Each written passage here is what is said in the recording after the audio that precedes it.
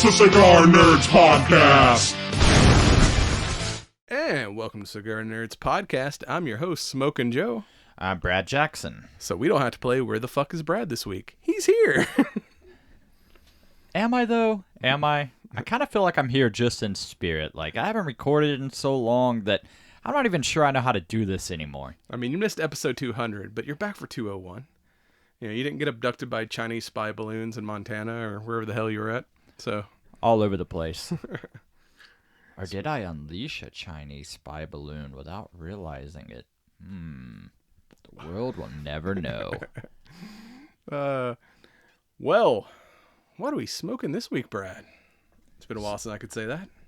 So this week we are smoking the, I believe it is the Aging Room 101. 12th. Aniv. Right, It doesn't say anything about Urshery on there. It's just Aniv. It's one of those where, like, you know, you ever start writing something and your font's way too big when you start, and you're like, fuck, now I run out of room to finish writing this thing. It's like, you know, doing old school projects. Like, I'm going to make this poster, and like, oh, fuck, my letters were too big, and now I don't have enough. That's pretty much what happened here from the looks of it. I mean, it's fitting, though. I mean, it definitely sort of goes with the theme of our show, I suppose. Yeah, because we're going to go...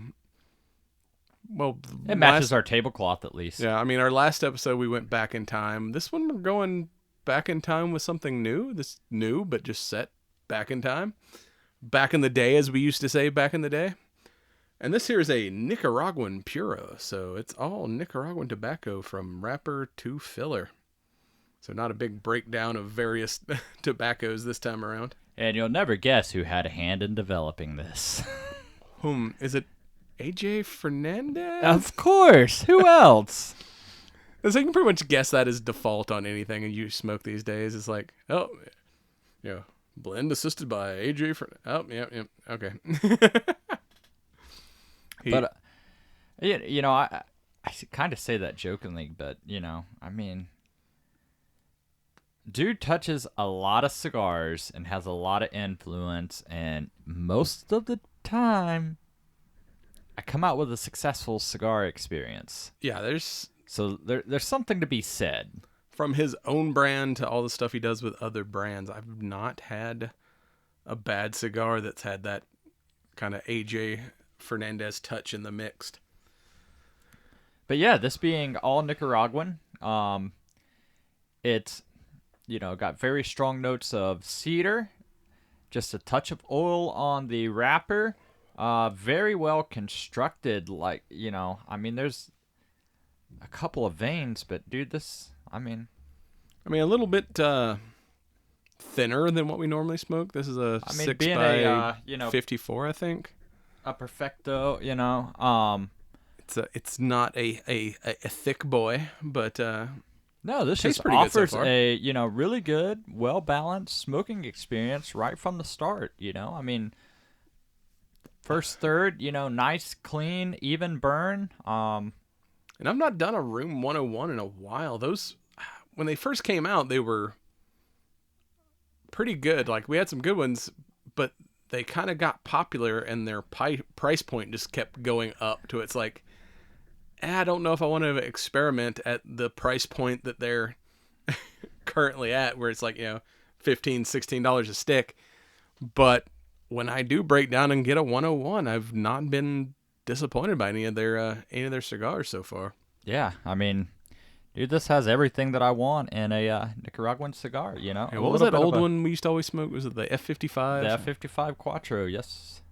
And yeah, that's like, yeah, all their shit's gone. That's when it was still like an $8, $9 stick when they first came out. Now it's like all their shit's like priced. Well, I mean, you know, all it takes is that one big aficionado magazine to catch wind, and it's like, oh. And speaking of AJ, he's probably the one person who has not done that. Like, yeah, I mean, cigars that he makes go up in price, but as far as like the AJ Fernandez brand, like, his shit is constantly on those lists, but they have kind of remained at the same $8 to $10 price and I mean, point. even this one here, it's not badly priced. You know, I think this is what, about $11 stick? Yeah. You know, it might give or take depending on taxes, you know, where you locate these. But, I mean, just very well balanced. I mean, you know, I'm getting, you know, wood, leather, a little bit of spice. Yeah, and if you can find these in your local shops, you know, of course, we picked these up at the cigar shop. Apparently, this one is a kind of a limited run. It was basically pre-sold. So they, instead of making a set number of boxes, they only produced as many cigars as was needed to fill the orders they had already received. I think it was something like 1,000 boxes, maybe. I don't know. Did I pull that Yeah, I don't number know out of what my arse? what they end up actually making, but yeah. So this is you know, I guess pre-sold at one of the shows, and you know, everything was just kind of produced to fill that order. So you know, it's probably kind of a rare cigar. So if you can find it at your local shop, definitely pick one up and give it a try. I mean, it's got a good start so far. You know, I really kind of dig it, you know, because so often people try to shop for cigars based on the band. And this is very simple, you know, nothing over the top or, you know, eye-catching about this. It's got, you know, except maybe some of the, you know, gold foil accents on the, you know, 12 and what looks to be maybe a, is that a golf tee? I'm going to assume that's a golf tee. Sure, why not? But I mean, Room 101 is kind of not. They don't have a lot of elaborate bands. They put I remember for a long they put time everything into the cigars. Most of them just say Room 101 in some kind of various color. But yes, as far as fancy artwork and stuff, it's like, no, we're gonna put everything into the cigar and not the marketing as much. Let the cigar speak for itself. Most definitely, and right now the cigar is absolutely speaking for itself.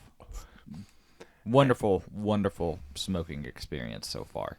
And, you know, talking about anniversaries, I guess, we're trying to, you know, shoehorn this into the main topic. We said we're going to go back in time with something new. We're going to talk about That 90's Show, the sequel to that, or continuation of that 70's show. And, well, I can't make a comment about fighting monsters this week, but if you want to stay awake while you're smoking your stuff, get you some Strikeforce. StrikeForceEnergy.com. Promo code Cigar Nuts for 20% off your order. Will keep you naturally high. Yeah, if you find yourself ya stuck to the couch, caffeinated, you know, after smoking, dude, like, I guess we'll get into it in the main topic, but I got some questions that need answers. So with that, we'll be right back. And welcome back. Back in the day, we're going to the 90's. That's still... We're so fucking old now, dude, that the 90's is considered retro. I mean, anytime we used to watch something, like, oh man, this is a cool retro show, it was set in the 70s or even the 80s. I was like, all right, yeah, I accept that as retro. But now they're talking about the 90's, and I'm like, fuck, I'm old. Alanis Morissette, Jagged Little Pill. I gotta say, before we even get into like details of this, but yeah, Netflix has brought back That 70's Show as That 90's Show, set in 1990, the summer of 95. I was getting ready to start my junior year. But that's the thing about this whole thing is like, That 70's Show, I liked it. I thought it was a funny sitcom, but I didn't know that much about the 70's. I mean, we knew the 70's based on, you know, the rock and roll albums and stuff that we were listening to. My parents were probably the age of, because my parents had me when they were like 18, so they were kind of the age of the kids in That 70's Show. So kind of everything I know from the 70's is just stuff my parents have told me. Where this is like, I was a teenager in 1995, and I was like, oh man, I remember all this shit. Yeah, absolutely. It's hitting me right in the like nostalgia. You know, sort of as it should, you know, in a lot of ways. I don't know. The 80's were still so much cooler than the 90's, so let's face it. Yeah. Like, I kind of almost wish they would have did, you know, I guess it would have been hard with the age of the cast and stuff, though, to do, like, that 70s show, that 80s show, that 90s show, that Didn't 2000. they try that 80s show and it just did not like go anywhere? I'm not sure. Like I think I remember seeing a trailer for it, but it didn't follow these this family. It was like a new group of people, but Yeah, that's why it didn't go anywhere. it didn't. Yeah, it like I mean, dude, like died right off the bat. you I don't even know this- if it ever came out. Like I just remember seeing maybe a trailer, and it could have been a fake trailer. Who knows? You know, that 70s show was one of the few shows I could get away with my, parents. Like, after they watched a few episodes of The Simpsons, they were like, we don't think so. And it's like, really? It's The Simpsons. Like, it's like... that are still on the air. Exactly. Like, I mean... If Bart was real, he'd be like in his 30s now. It's the kids that never age. It's fucking Neverland, man. Not the ranch, but, the Peter Pan. But yeah, Netflix of all places, which kind of assume that because they've had like dealings with Ashton Kutcher and even like a lot of the cast of that 70s show are continuously showing up in like guest spots on other Netflix originals, like The Ranch, for instance. Red, Kitty, Fez, and of course the main stars were Ashton Kutcher and what's his name. So it was like, yeah, it's like they're like, all right, we're already working with half this cast. Let's just bring back that that 70s show and tell the story of the next generation. Yeah, I thought it was kind of cool that they brought back a lot of the original cast that they could, minus one pretty big dude that used to stand out for me, but Hyde's he going found through a little himself in some legal dramas, so yeah. He was but we've got at least guest spots from all the original cast. Whatever, Topher Grace as Eric, and he was there for the kind of the first episode, and then even Donna, Laura Prepon, she actually showed up for a couple episodes, and even Fez kind of had a big role. Fez, he was in like 2 or 3 of the episodes, and we even got like a little guest spot by Ashton Kutcher and Mila Kunis because their son is one of the new group of basement dwellers.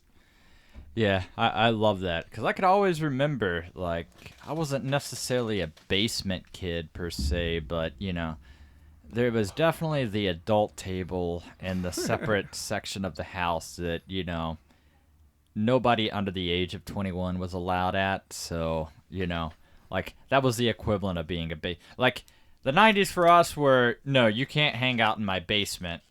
You need to go outside and don't come back till it's dark. Okay, apparently this the band has a little message underneath. It says "No good deeds." Huh. I wonder if that's Interesting. the same for all of us.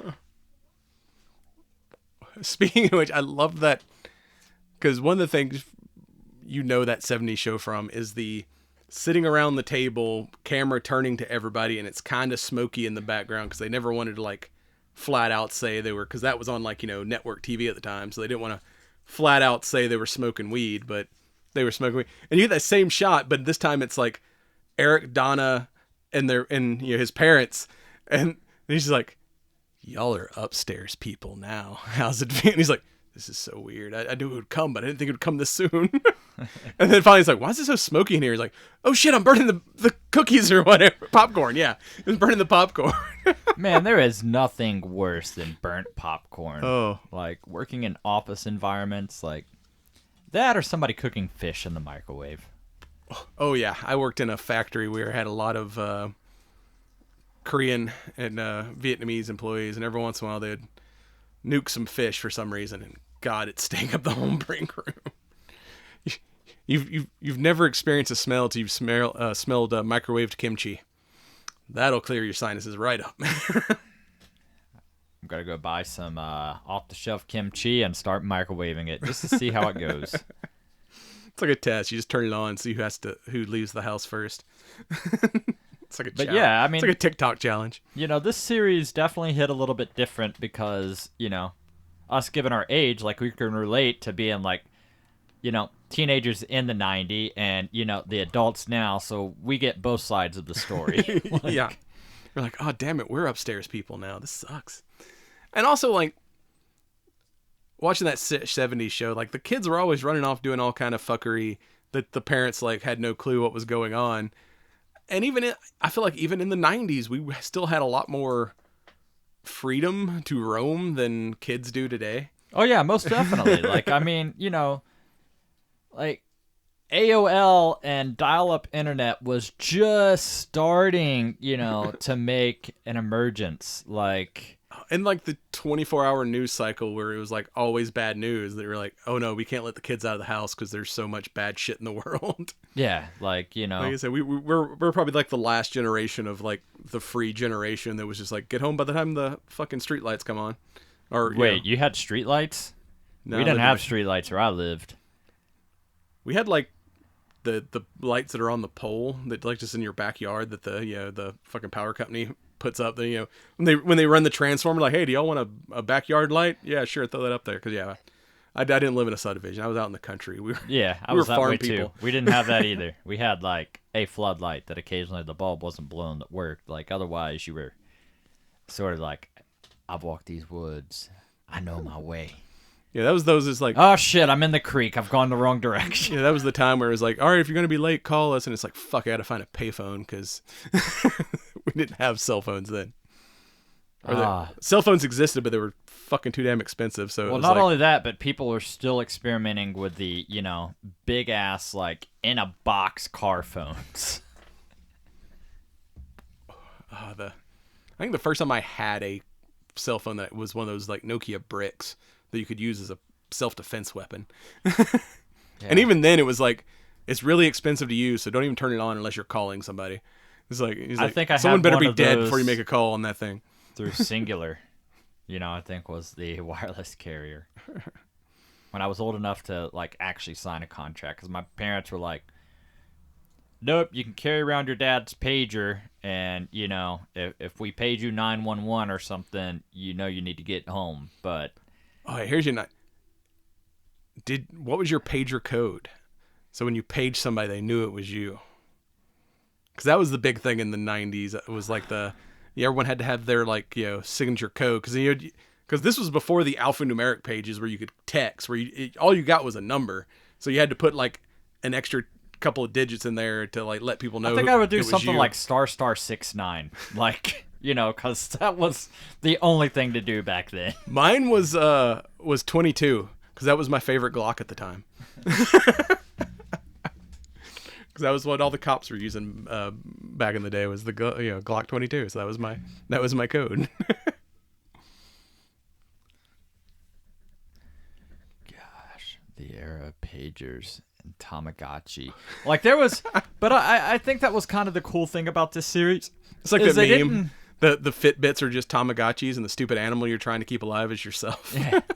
Like it just. It didn't focus so much on the technology of the 90s, more so than just, I don't know. Like, yeah, I don't think the world was any less unsafe or, anything. Just information didn't have a way to travel, the way that it does now. Yeah, now we know everything is fucked up. Yeah. I mean, before, you assumed it. People were telling you it was, but most of the time those people had tinfoil hats. And yeah, unless it was in your local paper, you didn't know shit about what was kind of going on in the world. Yeah, so it's like you just assumed it was all good and kids were allowed to roam. But yeah, I like this series.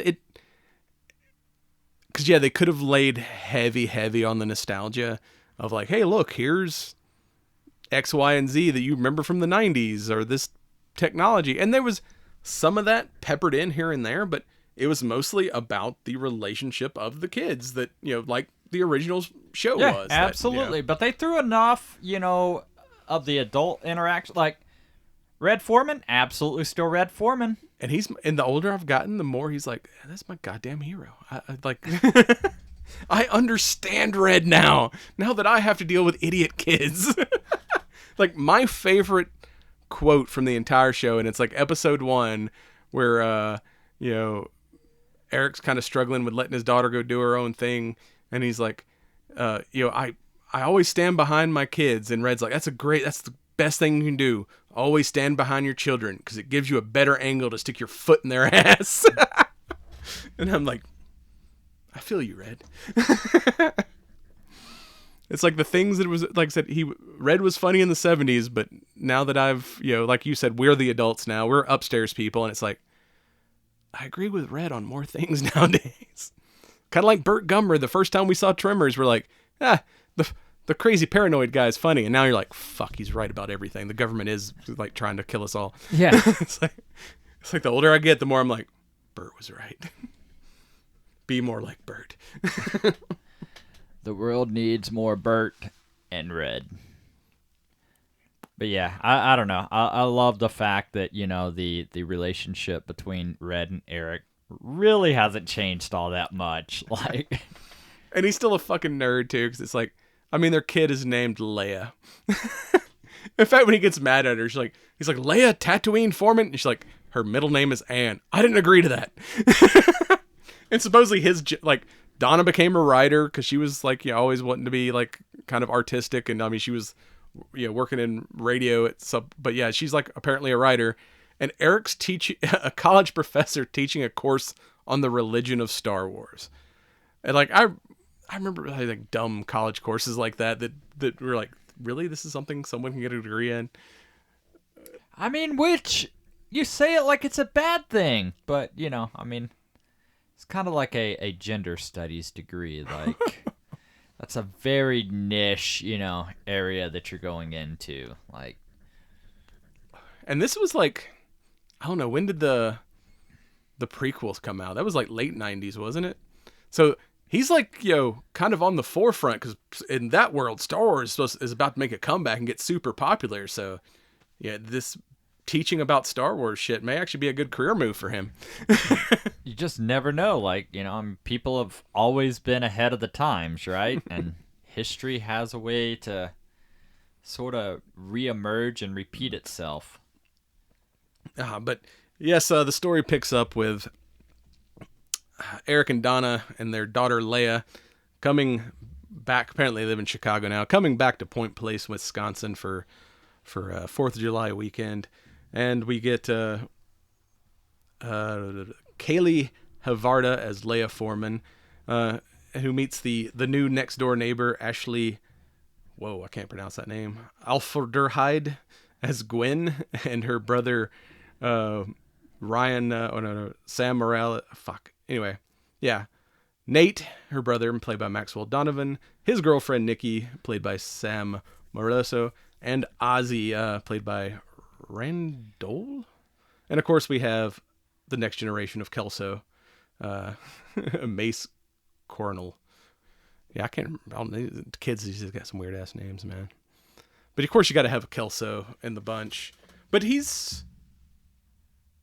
they almost made like 2 Kelsos, because you got because Kelso was always like the hot dumb guy, where this Kelso also hot but not as dumb. No, and then you got the his friend, who is the dumb guy. Yeah.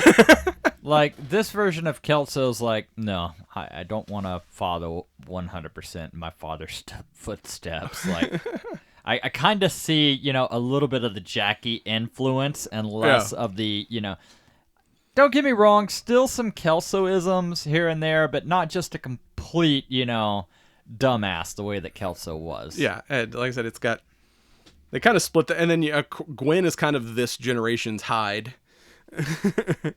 And then you've got, because she's like the rebel of the group. And then you got to have a foreign student, but at this time, instead of being, Fez, it's Ozzy, who is, we kind of complain a lot about stuff today having like forced diversity, where this felt more like sitcoms from the 90s, where it was like, we got to have like a lot of, a more diverse cast than something that was set in the 70s. I mean, that was the thing. But it never felt like forced. No, like it didn't get, try to devolve into a, political, kind of thing or any like. No, these were It just was still average lighthearted, teenagers of the people from 90s. different backgrounds that just live in the same small town looking to, cut their own path in life. But I feel like 90s sitcoms, you always had to have a sassy gay friend. And Ozzy is that sassy gay friend. He is fucking hilarious because he is such a dark character. He's the one with like the best, like just fucking like insults that are just like, he just says them so deadpan that is like, did he just fucking say some shit to me? You know? He's a savage. He is savage as fuck. He's got some of the best one-liners in this whole We series. don't say as fuck anymore. We just say AF, okay? Savage AF. Get with the times, Joe. We're. Fuck, mother. Fuck is not what got us kicked off YouTube. It was screwing on a silencer. Fucking YouTube's like full of commies these days. Which I watched there was a video the other day on YouTube called "Don't Let Communism Ruin Date Night." It was talking about like, kind of somebody was scared to go into Atlanta because of Antifa protests, and it was like what to do if you find yourself like in a sudden riot. But yeah, I was like, that's probably the funniest title for a YouTube video I've seen in a while. Huh. I don't know. I'm not. You're not here enough to keep up with local politics. I've heard, and from what I've heard, like that's the thing, is there's no first-hand information anymore. It's always there was a source, and then word of mouth, and hashtag start spreading and everything else. Like, I mean, at this point, I live up in the country. Like, it's like The Walking Dead. I avoid major cities.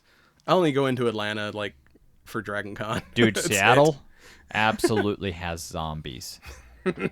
Like, I'm pretty sure the fentanyl, epidemic or whatever you want to call it is so bad out there. Like, when we were, we had rented some Lime scooters and, just fucking tearing up the city. And, like, dude, these people would be like hunched over, like oblivious to anything going on, and like you would be like 10 feet away from them, and if they became like aware of you, like it was like an instant freak out, like they have just seen a ghost, and it's like, no, you're the fucking ghost. Like, there is nothing going on in that brain upstairs right now. But it's like it's the Last of Us. Look yeah, out for the like fungus it was, people. It's pretty crazy. Like, I'm like, I get it.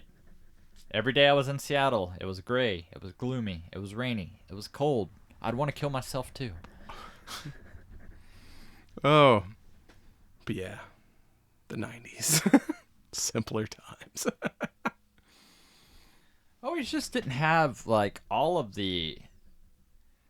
Like, honestly, I think it has a lot to do with, and here we go. I'm gonna. You want a more Burt Gomer in the world, like, I mean, water genetically enhanced by government, food genetically modified and injected with hormones to try to keep up with the supply, because we can't just let farmers grow crops and sell good, clean, wholesome crops. We got to get the government involved so they can inject and modify shit. I mean, hell, it's like, you can get a bag of cheeseburgers for like $10, but if you want something healthy, it costs like way more. It's by design. It's like the shit that's bad for you is all made super cheap. And you notice how like more and more like convenience stores and stuff, like if you're on government assistance, we accept your government. Like, I'm not coming to the 7-Eleven to do my weekly grocery shopping. Right? I'm here for beer. I'm here for cigarettes. I'm here for the things that are going to destroy my life. I'm not here to have a good, healthy, wholesome meal. Like, I don't know. I've unfortunately, since I can't eat large quantities of food, I've done a lot of gas station snacking while I'm on the road doing stuff, because it's like there's no point in going to McDonald's getting a burger because I can only eat like a quarter of it. And so it's like, all right, let me get a couple. You shouldn't be going to McDonald's in the first place. So I said, when you're out on the road, there is no healthy option. You just got to find the least offensive option. I've been on the road, man. I've been there, man. I know was what there. it's like. Holy fuck. And them bringing back, fucking Tommy Chong. Oh, good old Chong. Like, I don't know, of all the guest stars, it was like, that was the one I was like, they got Chong. Because, of course, Leia is her father's daughter and is kind of a little bit of a nerd, and she's like, this is the first time I've had friends. I don't want them to think I'm stupid. So we're gonna have a movie night, and like I gotta figure out what kids like, because I think Free Willy's too dorky. So she goes, apparently Kelso works at their version of Blockbuster. He's like, hey, what's that movie with the dude and the other dudes doing things? Like, you mean Clerks? Yeah, Clerks. I love that movie. Like, never seen it. He's like, yeah, but Kevin Smith. Yeah, he's like super hot. And they're all like, okay. That was the funniest joke. At this point, Kevin Smith had not lost the weight. No, this was still like, large Kevin Smith. Looked a little bit more like me. But it was just, the whole running joke, like she had obviously never seen Clerks and had no idea yeah, that Kevin Smith, he's super hot. And they're all like, okay. But yeah, it's been checked out and not returned. So they go to whoever the last person to check it out, and it was Leo. That was his own. He's like, are y'all cops, man? Fuck, I missed Halloween snuck up on me again. I don't have any candy, man. It's like, Leo, focus. If you're looking for Leo, focus, man. You got the wrong house. No. What I really want, not candy. Clerks. Dude, I have Clerks. And then it turns out he's recorded over Clerks, and it's his real world audition tape. Remember when that was a thing? Hell, I think it is still a thing. 'Cause that's all they show on MTV these days is reality shows and 16-year-old and pregnant or whatever that. Yeah, I don't think that they are the same caliber though. I don't know. I really I've not watched a Real World in hate, a long time. Like Rachel loves fucking drama. Oh, God. And I'm like, all right, I'm going to put on my headphones. I'm going to game. I'm going to go to sleep. I'm going to do something other than, focus what the fuck is going on this TV right now. Oh, that's the new thing. Bad reality TV. Amanda's not here this week, so I can make fun of her. Her latest thing is Hardcore Pawn. You ever see that? It was like the History Channel Pawn Stars, but set in like Detroit. So it's like Pawn Stars in the hood. And like, I never thought there was anything that would miss her watching fucking TikToks all day. Like, I miss the TikTok robot voice after listening to these motherfuckers, get into fights at pawn shops. Hardcore Pawn. That's the one with the old man, the son, and the daughter. And, yes. Like, yeah, and everything just turns into like a fist fight or chaos. It's the Jerry S. Springer of Pawn Stars. Exactly, like, yes. I mean, Pawn Stars, like, dude, I'm sorry. Like, not every day is somebody bringing in a, 68 Gibson Les Paul and, oh, let me call him my expert. Like, all that shit is scripted like, as fuck. I've seen, like, people that are like, oh, yeah, I went to Vegas and and it's just like every pawn shop. Yeah. Like, what did you expect? Like... Yeah, those guys aren't even there. They come in on the day that, like, all right, we've scheduled this many people to show up and sell you these items. And then the rest of the time, it's like just the regular employees working there. It's almost like that Antique Pickers. Like, we've got a little antique shop here in Dawsonville. It's like, Antique Pickers filmed here. And it's like, what do they do? Like, stage the shit? Because, like, in 40 years, I've not seen a single car in their parking lot. Yeah, I was like, I've never actually been in that store. I was like, is this actually a store? Because it's been there forever. I kind of feel like it's gonna collapse if I slam the door too hard. But then again, like now that I've lost a bunch of weight, and I'm buying all my clothes at thrift stores, so it's like I've been to every fucking thrift store lately. And that's where I got this weird ass like American Tiger shirt, just because it's like everything I buy is temporary right now. It's because I'm about to lose more weight, so it's just like. Yeah, it's a tiger with a American flag motorcycle helmet with like wings on it. I don't know, but it looked weird enough. I'm like, I gotta buy that. Dude, people are gonna assume you're in a biker gang. Hell yeah, Lords of what was that one I saw? He's like Sons of Arthritis, ibuprofen chapter. That's where I'm getting these days because I'm old. I drove through Sturgis. I've been there. I've seen things. I didn't see shit because, obviously, Yeah, unless the rally's going on, there is nothing in Sturgis. It's just another one of those little hole-in-the-wall towns. Like, in fact, there's businesses that only open up, like, whatever that big bar that's there. They're pretty much only open during... like the buffalo chip and stuff. They only open up during the Sturgis, and the rest of the year they're closed. Well, there's a big-ass convenience store, and when I say convenience store, it's a convenience store, a flea market, a livestock ranch, like, all of the things you could imagine, like, in one. Like, it's like so Walmart. Redneck Buc-ee's? Yeah, if people in, South Dakota can be called redneck. It's like, flea market Buc-ee's? But it's like, I can buy beehives and bees and all kinds of shit here, huh? Did they at least have a wall of jerky? That's the best part of Buc-ee's. They had jerky, but I didn't feel like it was... Not properly manufactured? Well, I don't know, like... When it comes to properly manufactured, I can remember driving through Alabama one time, and literally there's a trailer parked on the side of the road that's like ostrich, beef, alligator, and I'm like, all right, I'm stopping at this random-ass double-wide trailer right now. Stop at the trailer, knock on the door, give them $20, get 3 bags of jerky. I'm pretty sure I ate human, and it was delicious. It's like, we call this bag Steve. Okay. Fucking, yeah, I mean, hell, wasn't that the part of the plot of Texas Chainsaw Massacre? They were running a barbecue joint on the side.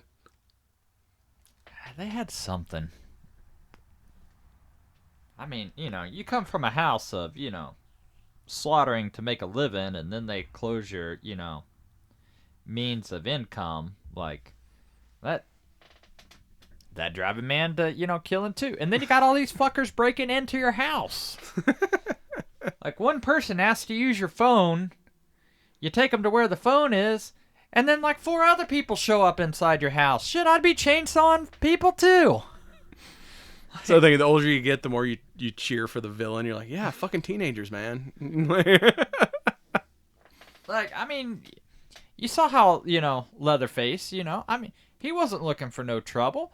They, foreclosed and confiscated his home, unrightfully. And, I mean, I'm sorry. Like, play stupid games. Or you're in that stupid last movie they made where he's like, well, we're trying to chill in this abandoned town, and all these fucking hipsters come in. That's what I'm talking about. Like, oh, you don't have the title. No, I do have a title. I just can't find it at the moment. Oh, but now, like, you've got all these other people involved. Now I've had a heart attack, and the paperwork was here all along. Oh, speaking of the 90s... people just can't, like, mind their own business. Like, the 90s was probably the last era where, you had to go out of your way to hear the neighborhood gossip. Like... Now there's, like, Facebook groups dedicated to it. Like, exactly. What is that one, like, next door? Where it's like just people in certain neighborhoods, like their private like Facebook groups, and they're just talking about all the shit in the neighborhood. I don't know. Now you've gone way further than I even knew existed. And only because I've heard that because I don't live in a subdivision, but I've heard people like, you don't believe what I heard on Back Door or Next Door or whatever it's called on different podcasts and shit. Isn't that where you can hire prostitutes? Oh, never mind. That was the back other one. Page for the Back Door. That's it. But I like that one episode where she's like, I'm like just like the characters in freaking 90210, and they did like the flashback with them as the 90210 kids, but they actually got Brian Austin Green to be in it. I was like, that's fucking hilarious. And Ozzy was like, good, cool story, but can I riff on it a little bit? And then he tells his version of the story where he's like a famous breakdancer, and it's so obviously not him doing the breakdance. And I'm like, I feel like 90s effects were that bad where you could definitely tell who the stunt actor was, that it's like, we did this shit on purpose, and it's fucking hysterical. God, maybe this isn't a. This would be an endeavor. Or when they tried to go to But a rave. I mean, we've done cheesy horror movies, and I kind of felt like we've hit the bottom of the barrel there. What is the cheesiest movies from the 90s we can find with the worst effects? You're gonna do some research on that. Like one. exactly, like Yeah, it's like that's not one we can come up with off the cuff. because but- there was a glut of action movies of the 80s, but the 90s were like bad in a whole different way. Do you remember the Action Pack? It was I can't remember what channel it was, but it was like a weekly series of made-for-TV action movies. Joe, in the 90s, I didn't have cable.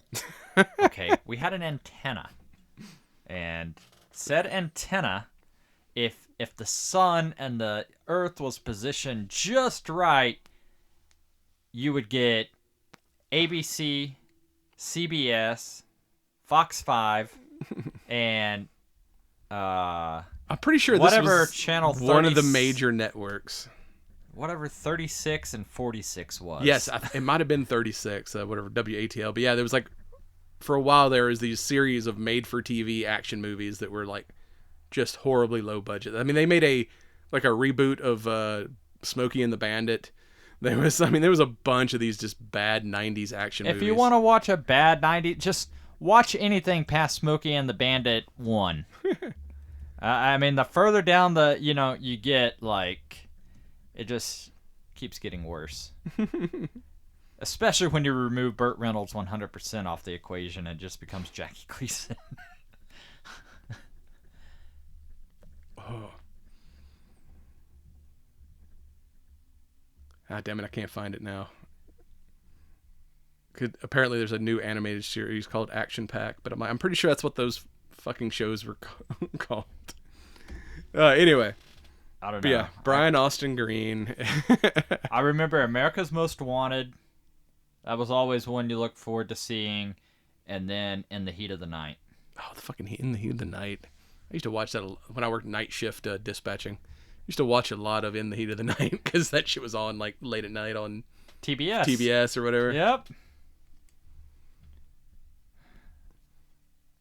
Well, you had the music in this too. Where like the first one, like, I grew up listening to my dad's rock, so it was like, yeah. So I was the listening to '70s, you had kind of the Kiss, sort of, rock and Zeppelin, roll vibe. all that shit. So like, original '70s show, I'm like, I was down for the music because that's what I was taught as a kid. But yeah, this was like you said, Alanis Morissette and fucking referencing Clerks. It was like the music that popped up was like, oh yeah, I remember the angry lady rock of the 90s.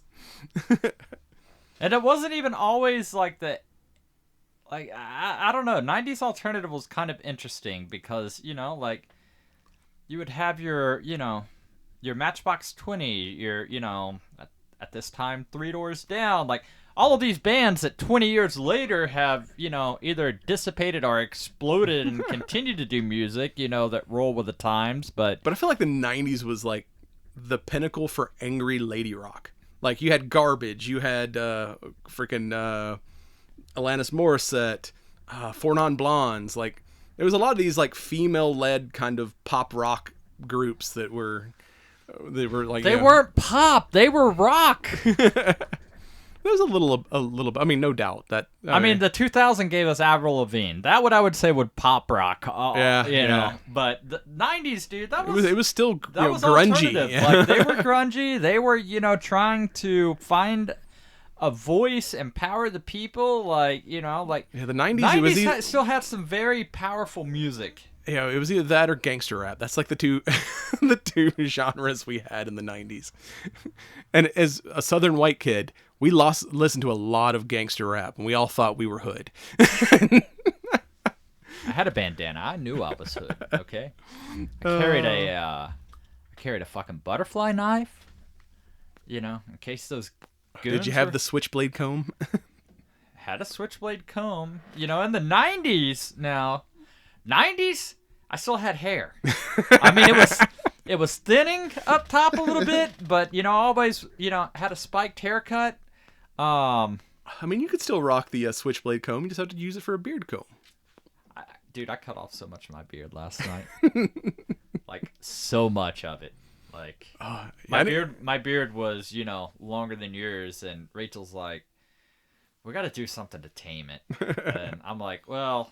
You're like, I've been up in the wild north. I need something to keep my face warm. It's weird. Colder temperatures, snow and wind, it did not feel the way that cold feels here. Which then again, I think up there, like, snow and stuff hits you, it doesn't melt. So you're not wet. Yeah, here it's a wet cold. Yes, exactly. So I we get think more that, sleet than we do actual snow.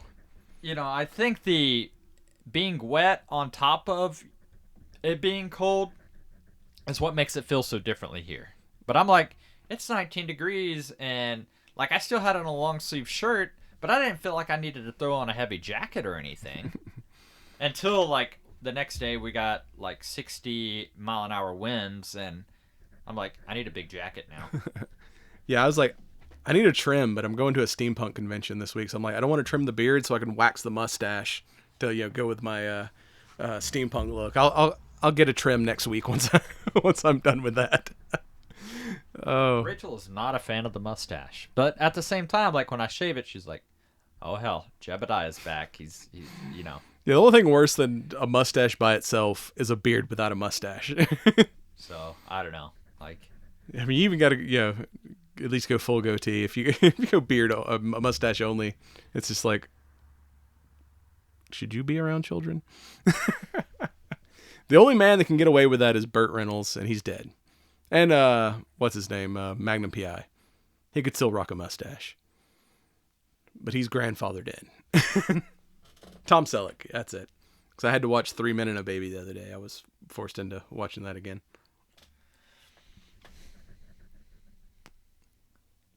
but I don't know. Like this whole like series, like I was like, oh man, like it was one of those that I went into it with pretty low expectation, but then I'm like, all right, there's enough throwback and enough like I can relate to both sides. Like it actually ended up sucking me in, and I'm like, it's great. It's kind of mindless and very sitcom-y, and like. I know you have a hard time following series this day because just time frame. It's it's like 9 episodes, isn't it? 9 or 10, but they're a 30-minute a piece. Like I watched the entire series in one day. It's very easy to kind of get caught in and just surf through the whole thing. Yeah, exactly. Like, and it really works well for me because it's not so in depth that I'm trying to follow like to a T, because I've got to talk educatedly about a topic. I don't know how to talk educatedly about shit anymore.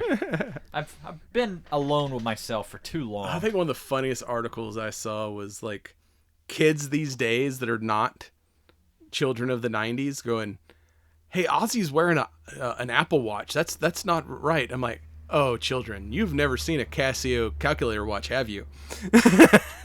Back in my day, we had watches that had calculators on them, and that's what Ozzy's wearing, not a fucking Apple Watch.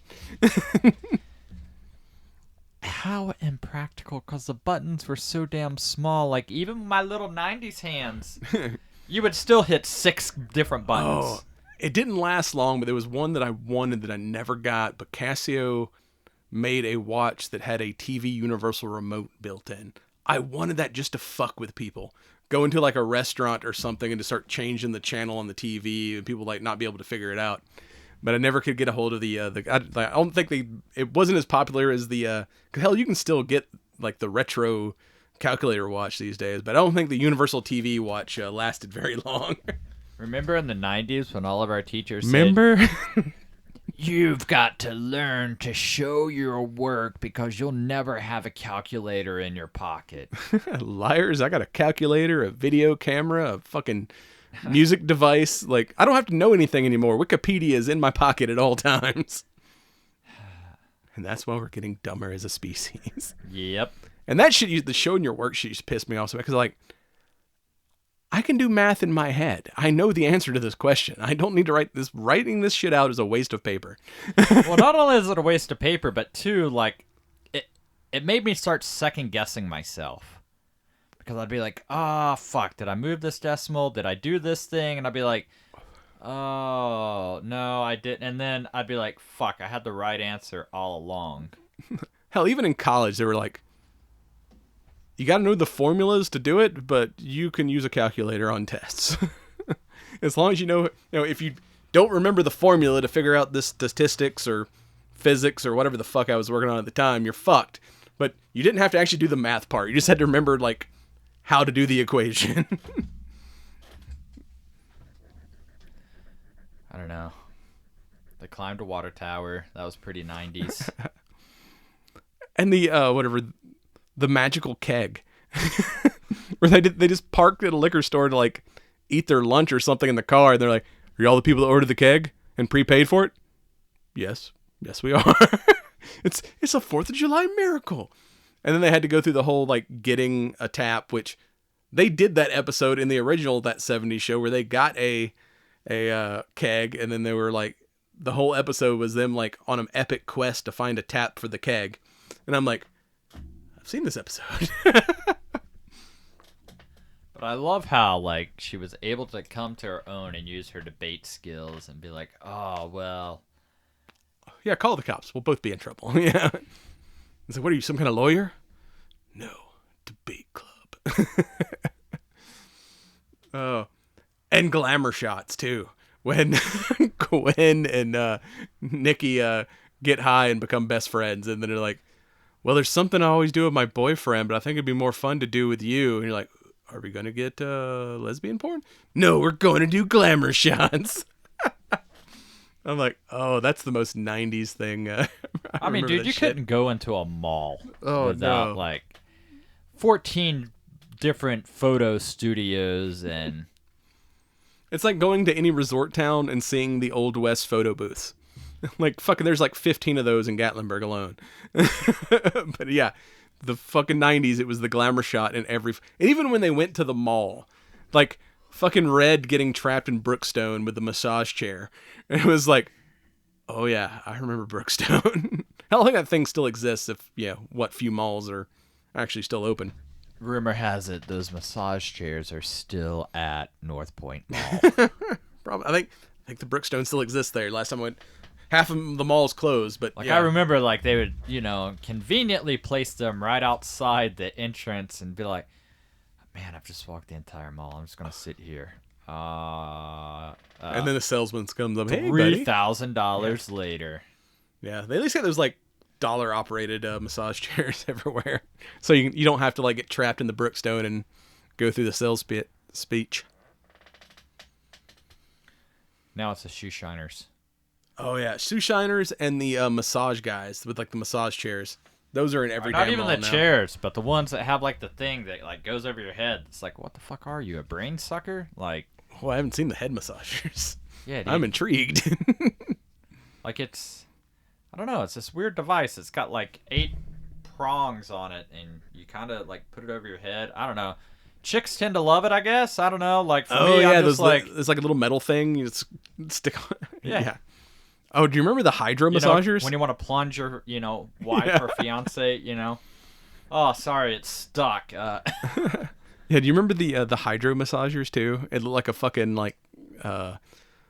a fucking whatever space exploration. Like you're gonna freeze me for 100 years. It was like a deprivation tank, but like you would lay in it, and it had all the jets and stuff. You were on kind of like a blob-like thing.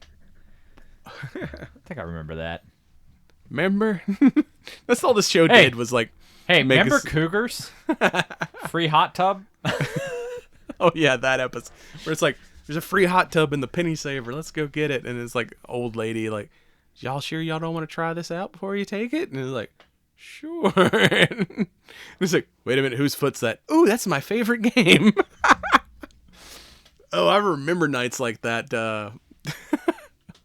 Me and my buddy John got there was some drunk lady at the bar we're at. And he's like, oh, I know this lady's like daughter or whatever. We're gonna give her a ride home. And she's like, yeah, I play like competitive foosball. I got a foosball table in my house. Y'all want to come play some foosball? We're like, sure, we'll come in and play some foosball. And then we get in her house. She's like, oh, the foosball table's in my bedroom. And then we're like, yeah, we got to work tomorrow. I think we're just going to, you have a nice night. I think we're going to go ahead and head out. But yeah, we almost got kidnapped by the Cougars back in the day. Almost. You haven't lived unless you have been kidnapped by a cougar. And Gwen and Gwen's mom that hooks up with Fez.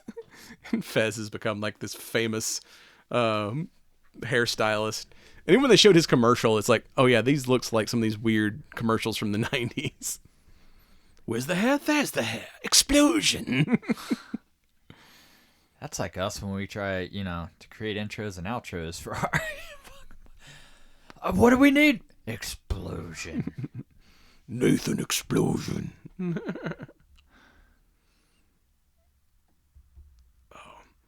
But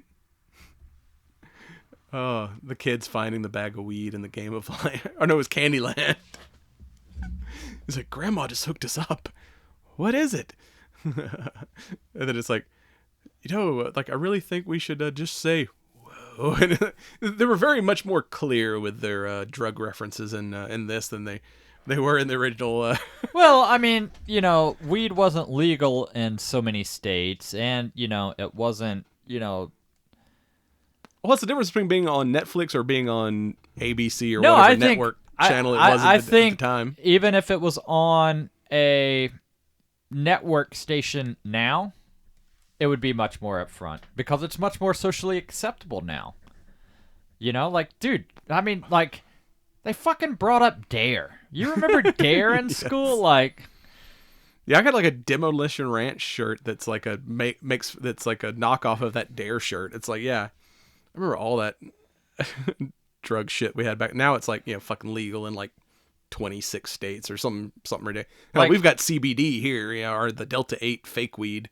It's almost accepted everywhere at this point. Hey kids, Dare. Drugs are really expensive. Yeah. And it's like, no, they're daring us to do drugs, and we accept that dare. Things that may have misfired. It's like, all right, kids, you can smoke the weed, just stay off the meth. Yeah. It's like, okay, there's a lot worse out there than something that grows naturally from the ground. It's like, what was that bad cult movie? Reefer Madness. Yeah. You're gonna die.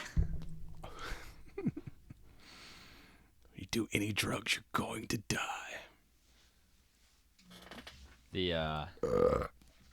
This is your brain on drugs, scrambled egg. Or when they tried to go to the rave.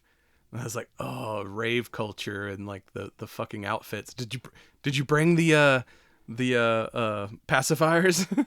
No, I brought the pacifiers. All right. What did we forget? And then fucking Ozzy's just left him in the fucking driveway. He's got his glow sticks and everything. It's like, I wanted to rave. And Nunya, where'd they go? They went to Nunya. Where's Nunya? None your business. I'm like, I remember none your business. I still use that on the kids these days.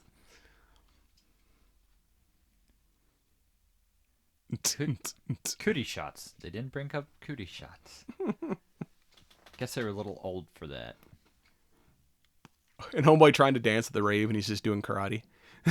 He's like, yeah, karate. Yeah, it's like, modern hardcore dancers that, it's like, oh, you're doing some sweet windmills there. Like in my day, we knocked each other out. We made friends based on how severely you were injured. Yeah, it was there was the rave kids, and then there was the pit kids. It's like, which one did you fall into? We didn't have glow sticks. We had mosh pits. Wait, you didn't take glow sticks into the mosh pits? No, we had bike chains and brass knuckles. Yeah, it's good times. It's like, what happened? I just went to a concert. How was the concert? It was really great. I got my ass kicked. I remember that one where you came back with a footprint on your chest. It's like you just got flying kicked at some point. And I never went down.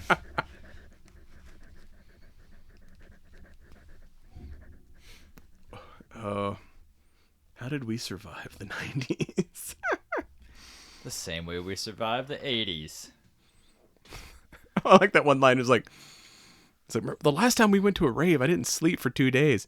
Turns out when you pay $20 for a mint, it's not a mint.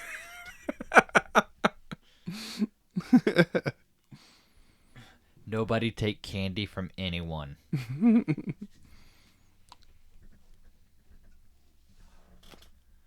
I had such a great time. We smoked a ham, and then we drank a ham. Wow, kids these days are really obsessed with ham. That's always a mind-boggling thing, right? Like, I mean, I know when I was that age, like if I went down to the basement to light a cigarette or, something else, guess who was there within like 23 seconds? Yeah, that's the thing that never made sense about that 70s show or even this show. Like, you can smell smoke from the basement. Exactly. Like, I mean, I know our cigars put off a smell that kind of drifts. Weeds puts off a lot of smell. You could definitely tell. Or even when the kids would come upstairs to get snacks, you're going to reek of, like, if you've been wrestling a skunk, it's like... Hey, I was a teenager. I currently live with teenagers. Like, you're not hiding anything. Like, anything you thought about doing, we have done. You're not getting away with shit, kid. The only thing is we did it better. At least our music was better. God, the things kids listen to these days, I'm like, oh God, what is this shit? So that leads me to believe, does Red have a soft spot and just turn a blind eye? Or does Kitty just have such control, like... She just likes having the kids in the basement, so we're just... It's kind of like some parents back in the day, like, it's all right if you get fucked up as long as you do it in our house. We don't want you going out and getting fucked up. Is it that kind of situation where, like, we know the kids are doing this shit, but we know they're safe if they're doing it, like, here and not out in the world? And they just, like, make them think they're getting away with shit. When Reds is like, your dad grew up in the 70s. I know what you kids are doing in my basement. And like, yeah, this had a lot more Kitty and Red too, which I love those characters as like grumpy like the one where she's like chewing out the kid for going to the rave, and he's just like, I'm just glad you're home, kid. She's like, what are you doing? And he's like, well, we've watched enough Law and Order to know there's got to be a good cop and a bad cop. He's like, so I'm the bad cop now? This is how you feel all the time? It's awesome. That or when Bob tries to, give her the karaoke machine for her birthday. Yes. And starts singing I'll Make Love to You. Yeah, like, all right, kids, cover your ears, run away. Red's like, I got something for you. How about a Vista Cruiser? Yes, the old Vista Cruiser. You were conceived right there in that back seat. Or like, when he introduced, Eric introduced her to the basement, he's like, on those stairs is where me and your mom fell in love. It's like, ooh, did y'all have sex on those stairs? And he like looks at him for a minute. No. Looks at him again. No, we didn't. I was waiting for him to say, but that couch you're laying on, we definitely had sex there. Or when she first meets Gwen, so like, so this was your mom's old bedroom? I bet her and your dad had like lots of sex in here. Sometimes late at night, I can still hear the mattress squeaking.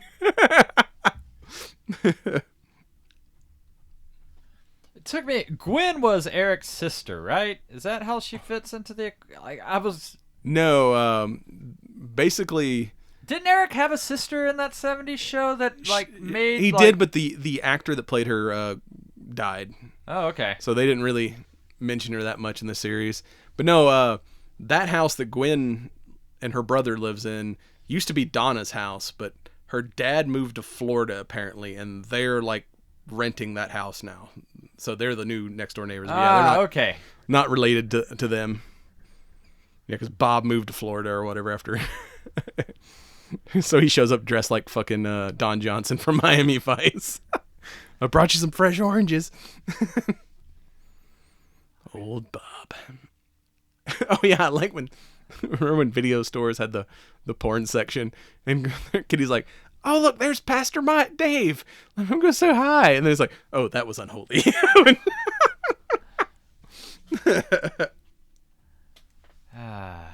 I don't ever remember a Blockbuster having that though. Not around here anyway. Like, there used to be like a little video store that was inside a gas station. Like the racetrack at one point had a video store connected to it, and that one had a porn section because we used to steal porn from there all the time. Like I can remember, like, you know, private, like, non-chain rental places, you know, having that, and it was always like corned off by a curtain or the beads. Yeah, but old corporate Blockbuster, no, there was no. You had to go to the local video store to find the porn section. Oh yeah, I like when Kitty's like, "If y'all get bored, I found this box of your dad's like records and old games they used to play. There's also a stack of magazines I don't think he wanted me to find. I threw those away. There's a lot of redheads. He definitely had a type." It's like, I feel you, Eric. I feel you.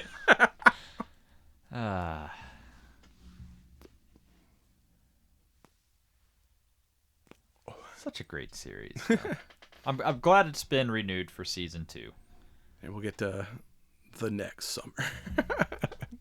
See how the whole thing, like, as we're wrapping this up, her liking Gwen's brother at the end, I was like, that kind of came out of nowhere. I'm like, the fuck?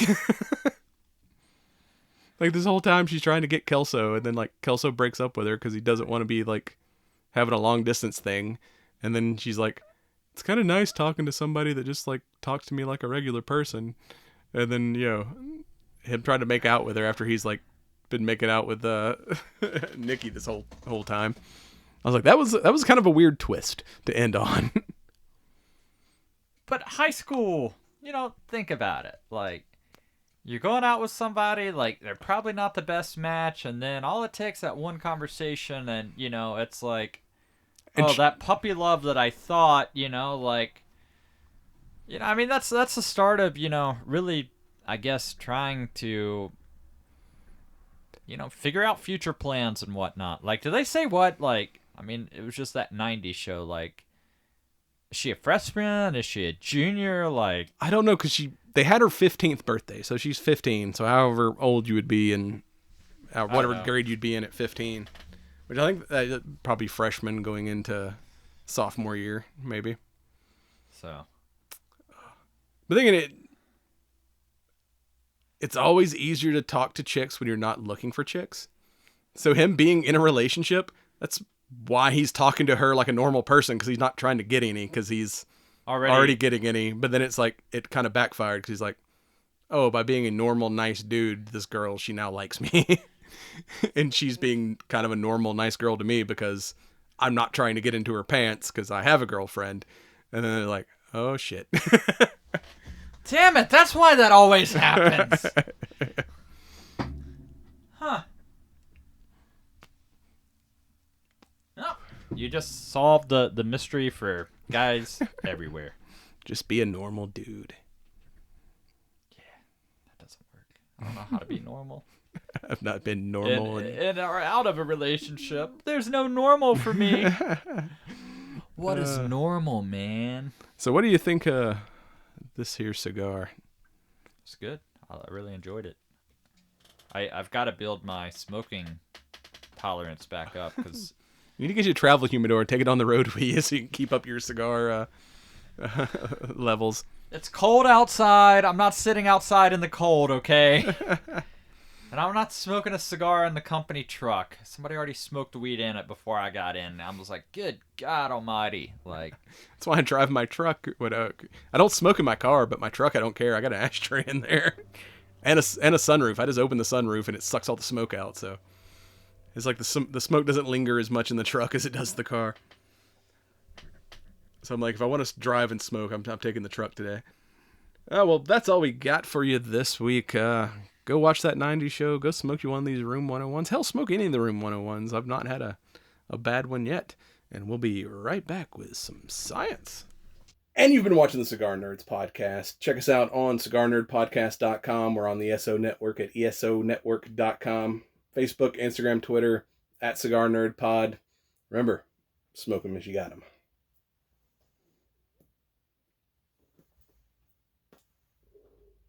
Like, comment, and subscribe.